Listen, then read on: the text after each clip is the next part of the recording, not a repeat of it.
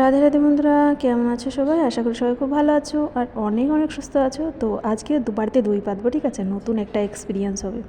তো যাই হোক, মানে এক্সাইটেডও আছি যে দেখি বাড়িতে দই আদেও হয় কি না। এবার আগে তো কোনো দিন করে দেখিনি। তো যাই হোক, তবে চলো, কি বলো তো, এক্সপিরিয়েন্স তো এক্সপেরিমেন্ট তো করাই লাগে।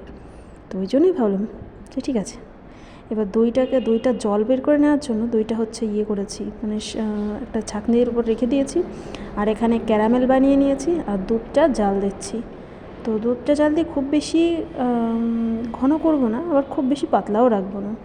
মোটামুটি এর মধ্যে তো কোনো জল দিইনি, তো জল না দিয়েই দুধটাকে করতে লাগলাম। তারপরে দেখো, এই ডিমগুলো নিচ্ছি হচ্ছে চাউমিন বানাবো, ঠিক আছে? আর এই দেখো, দইটা এরকম বসেছিল। মাঝখানে ভিডিও করতে পারিনি, কারণ হচ্ছে মানে অনেক কারণ আছে মাঝখানে।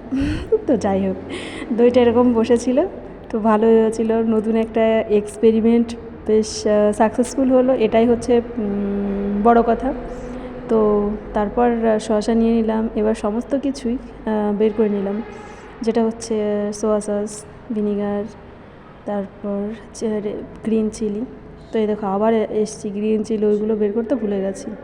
তো যাই হোক, সব কিছু নিয়ে এবার যাব হচ্ছে রান্নাঘরে।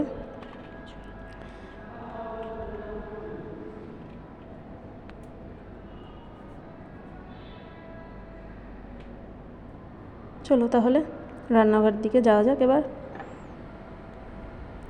এবার জল গরম করা হয়ে গেছে, এর মধ্যেই দিয়ে দেবো হচ্ছে চাউমিনটা।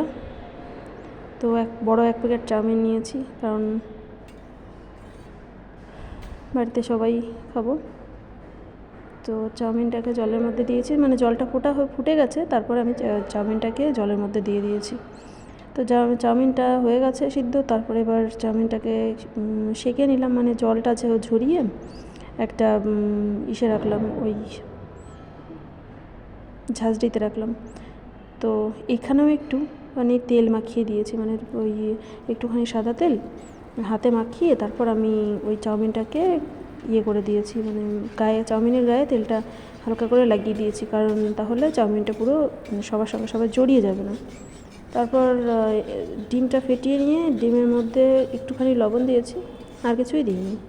গোলমরিচ গুঁড়ো দিয়ে দেবো, দিলে ভালো হয়, তবে আমার কাছে এখন বেশি আছে, সেই জন্য আমি দিইনি। তো পেঁয়াজটাকে ভেজে নিয়ে তার মধ্যে দিয়ে দিয়েছি চাউমিন, তার মধ্যে সোয়া সস, তারপরে সমস্ত কিছুই দিয়েছি। দিয়ে দেখো ফাইনাল লুক।